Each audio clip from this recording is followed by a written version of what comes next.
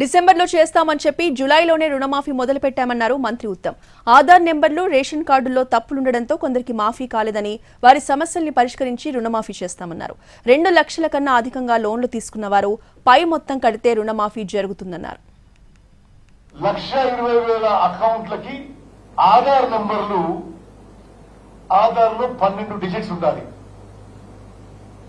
కొన్ని 11, కొన్ని 13 డిజిట్స్ ఉండగా అవి సవరించుకోవడానికి మేము ఒక ప్రక్రియ మొదలుపెట్టాం. Aadhaar numbers were not correct. ప్రతి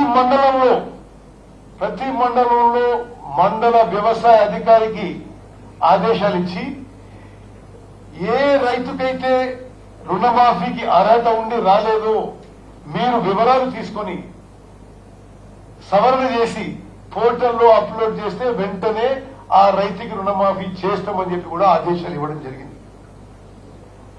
అదేవిధంగా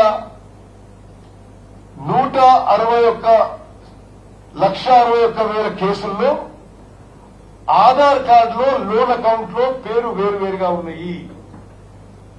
దానికి రైతుల నుంచి కొంత క్లారిఫికేషన్ ఈ మండల అగ్రికల్చర్ ఆఫీసర్ చేయమని చెప్పడం జరిగింది. వీళ్ళకు కూడా ఆ క్లారిఫికేషన్ తీసుకుని రుణమాఫీ చేస్తాము. అదేవిధంగా 1,00,000 అకౌంట్లలో